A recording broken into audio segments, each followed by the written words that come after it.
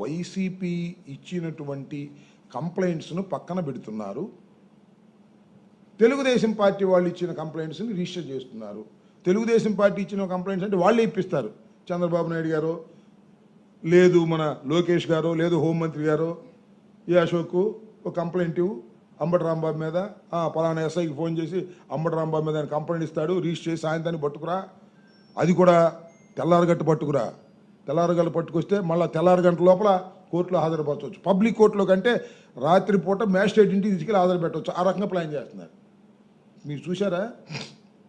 గోరంట్ల మాధవన్ ఒకడిని, మొన్న కృష్ణవేణి ఒకరిని, వీళ్ళిద్దరినే పబ్లిక్ కోర్టులో ప్రొడ్యూస్ చేశారు.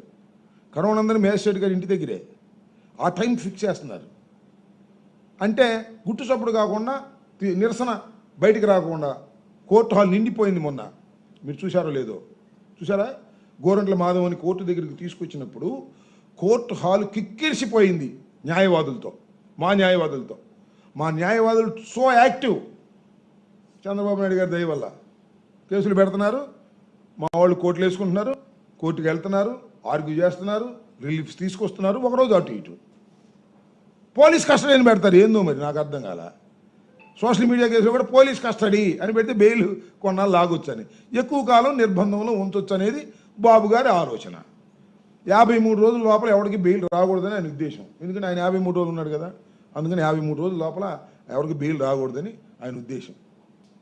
తనలాగానే అందరూ లోపల ఉండాలి అని ఆయన ఉద్దేశం. నేరం చేసినా చేయకపోయినా. చాలా దుర్మార్గంగా ఉంది వ్యవహారం.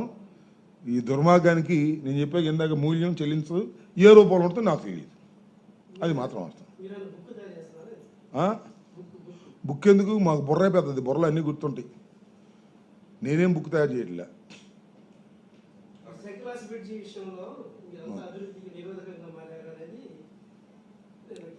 సరే, ఇప్పుడు దాని మీద చాలా చర్చ చేసాం, చాలా మాట్లాడాం. శంకర్లాస్ bridge simple question, simple question. MP గారికి, గౌరవ ఎంపీ గారికి మనవి చేస్తున్నా, సింపుల్ క్వశ్చన్.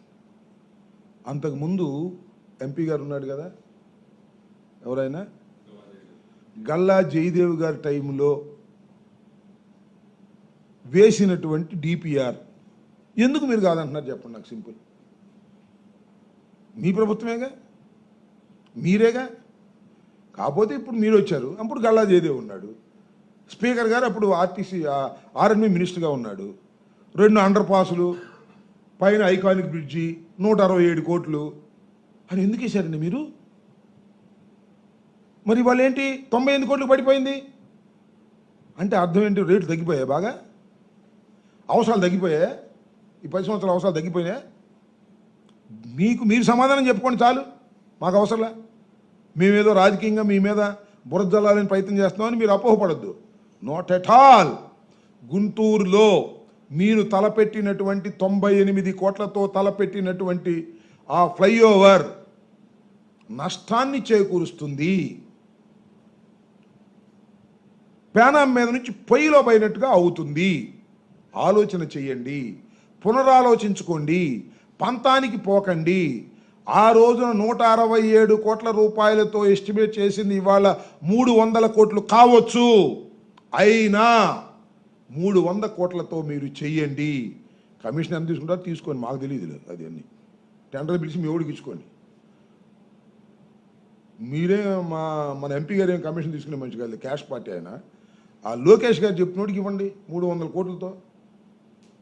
ఏంది ఇది నాకు అర్థం కాలేదు. అదేమంటే మేము రాజకీయంగా బురద జల్లుతా ఉన్నారు. చాలా అన్యాయం జరుగుతుంది గుంటూరు పట్టణానికి.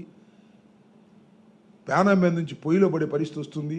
ఆలోచించుకోండి, మీకే చెడ్డ పేరు వస్తుందని చెప్పాం. మేము వినమండి ఎవరి సలహాలు, మేము చేసేస్తాం, ఎవరు అడ్డం వచ్చినా చేసేస్తాం అంటే చేసుకోండి, మీరే అనుభవిస్తారు కర్మ. నేనేం చేయను, జనం తిట్టుకుంటారు మిమ్మల్ని. ఓకే.